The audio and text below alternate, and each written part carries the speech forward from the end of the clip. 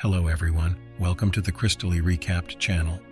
And now you're going to hear a short review of the movie Kidnapping Stella. Two criminals recently released from prison decide to kidnap the daughter of a wealthy businessman. They carefully prepare for the crime by stealing a car and changing the license plates. Going to the nearest hardware store, they buy plastic wrap, barn locks, soundproofing material, and other improvised means. After renting an apartment, they prepare the room where they will keep the kidnapped girl and agree in advance on the place of ransom transfer. Arriving at the place, they wait for the victim, put on masks so that no one recognizes them, and kidnap the girl, who is walking calmly down the street. After pushing her into a car, the kidnappers drive her to a pre-prepared apartment and tie her to a bed. After cutting off all the extra clothes and removing the SIM card from the phone, they change the girl into a tracksuit. The gag in her mouth prevents her from screaming, and Stella cannot see anything because of the bag on her head. After a few minutes, the kidnappers return to her and demand that she give them her father's email and cell phone number to demand a ransom. After taking a few photos of the girl in front of a fresh newspaper, Vic copies them to a flash drive and leaves. Tom has to keep an eye on Stella and check on her every 10 minutes to make sure she hasn't suffocated. After a while, Vic returns to the apartment to contact the girl's father. He has bought several cell phones and fake SIM cards so that the police cannot trace them. Entering the kidnapped girl's room, Vic offers her a few sips of water, but on the condition that she does not scream. The girl promised to be quiet, but at the first opportunity she started screaming. The man once again reminded her of the rules of behavior and demanded that she follow them if she wanted to stay alive. If she wanted to go to the toilet, she had to make a special gesture with her hand. Having learned the rules, Stella immediately shows the special gesture with one finger. Tom brings her a special container, and Vic pulls down the girl's pants. Realizing that no one is going to untie her, Stella relaxes and does her job. At lunchtime, Tom refuses to eat because he has no appetite. Vic believes that the lack of appetite is stressful, which negatively affects their work and could jeopardize their business. He forces his partner to eat and stop thinking about feeling sorry for the girl. Vic goes off on business again, and Tom looks at the photo and gazes into Stella's frightened eyes. Deciding to visit the girl, he puts on a mask and enters her room. She wants to go to the bathroom again, but this time she gives him 2 fingers. Taking a bucket and toilet paper, the kidnapper partially frees her from her bonds. Stella is embarrassed and asks the guy to turn away, but she takes advantage of this to attack him and pulls out a gun. Tom offers to take the keys and attacks the girl, but she manages to shoot, stunning the guy. When she takes off her mask, she sees that her ex-lover, whom she broke up with 4 months ago, is hiding under it. She wants to tell him something important, but Tom attacks her again and handcuffs her to the bed.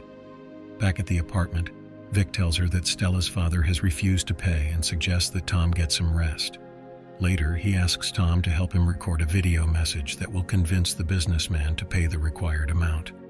Vic wants to take the girl's finger and is preparing everything he needs to do so. Stella begs her father to help her and apologizes for her behavior, saying that she is 4 months pregnant. After doing some simple math, Tom stops his accomplice because he thinks the threatening video will be enough. Back in the room, Vic tries to feed the girl, and Tom notices a shell casing lying next to the bed. He tries to pick it up, but this arouses his partner's suspicions. Taking advantage of the moment, Tom picks up the shell casing and the fallen spoon and puts the evidence in his pocket. Locking himself in the toilet, he tries to drown the shell casing, but nothing happens. His former cellmate suspects that something is wrong and begins to break into the room. Realizing that he has no other choice, Tom swallows the shell casing. Vic calms down, thinking that his friend was just nervous and stressed. As soon as his accomplice leaves for an internet cafe to send the video, Tom returns to the girl's room. He does not believe she is pregnant, and after stroking her stomach, he is finally convinced that she is lying. Stella offers to check her phone because it is full of calls to the gynecologist. But Tom is not so stupid. If he inserts a SIM card, the police will instantly track them down and catch them red-handed. Returning to the room, Tom sees that the girl is vomiting and frees her. She hugs her former lover and starts to kiss him, but uses this as a distraction and chains the guy's hand. Stella tries to escape, but the door is locked and she has no keys. She calls the police, but after some delay realizes that they will not help her either. Noticing the keys near Tom, she tries to take them, but the kidnapper rips out a piece of the bed frame and beats her. Tying Stella to the bed, he puts everything back in place before Vic arrives. The accomplice returns with good news. The father has answered the message and is willing to pay 4 million euros. Going down to the parking lot, Tom drives the car closer to the exit and notices things on the floor that fell out of the girl's bag. Among them, he finds a medical card confirming Stella's due date and pregnancy.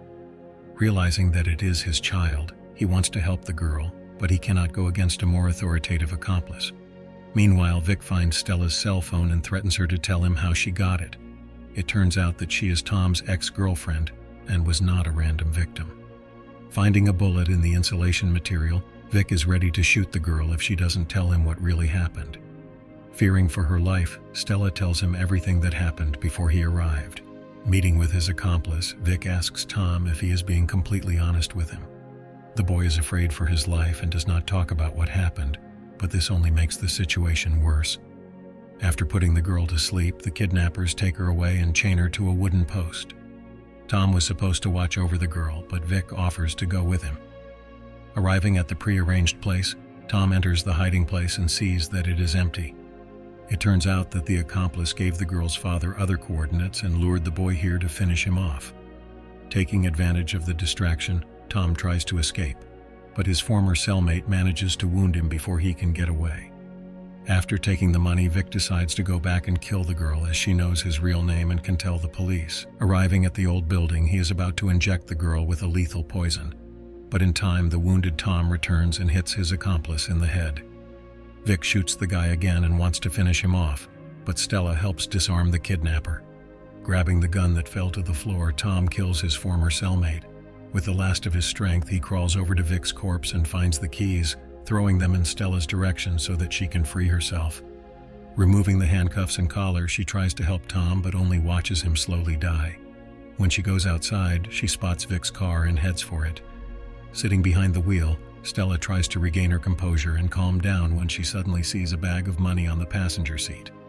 Delighted by this generous reward, she realizes that she can start her life from scratch, providing for herself and her unborn child. Gathering all her will in a fist, she drives towards a happy future. This is the end of the movie. That's all for today. Subscribe and like if you want more videos like this.